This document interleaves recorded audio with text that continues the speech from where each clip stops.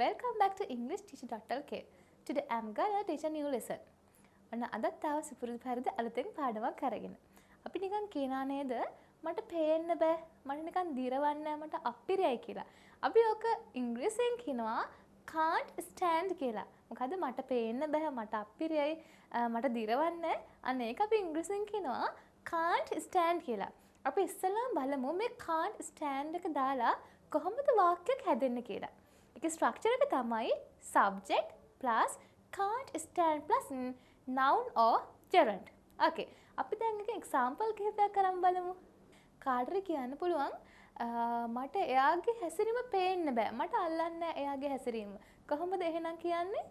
I can't stand මට පේන්න බෑ නැත්නම් මට දිරවන්නේ I can't stand ඔහුගේ his හැසිරීමට කියනවා behavior කියලා. එහෙනම් I can't stand his behavior. ඔහුගේ හැසිරීම මට අල්ලන්නේ නැහැ. Okay අපි තව example එකක් බලමු. ඉතින් ඔයාලටත් පුළුවන් මේක try කරන්න. ඔයාගේ office එකේ අලුතෙන් ඇවිල්ලා boss කෙනෙක්. ඉතින් ඔයාලට boss දිරවන්නේ නැහැ. එහෙනම් අපි කියනවා දිරවන්නේ නැහැ හරි, පේන්න බෑ හරි නම් කියනවා මට අපේ අලුත් boss පේන්න බෑ. මට දිරවන්නේ නැහැ. එහෙනම් කොහොමද අපි ඒක කියන්නේ? I can't stand my new boss. මගේ අලුත් boss නම් කියන්න පුළුවන් my new boss කියලා. නැත්නම් අපේ අලුත් boss නම් කියන අපි our new boss.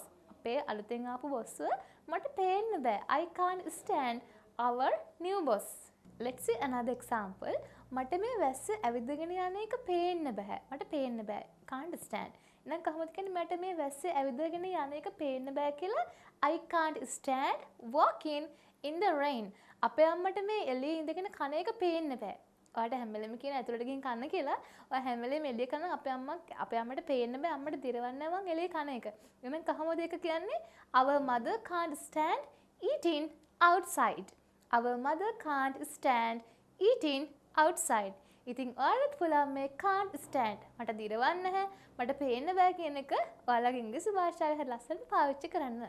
So if you wanna watch more videos like this, subscribe EnglishTeacher.lk. So comment කරන්න, like කරන්න, share කරන්න and don't forget to follow us. So I am Darshani Helath from EnglishTeacher.lk.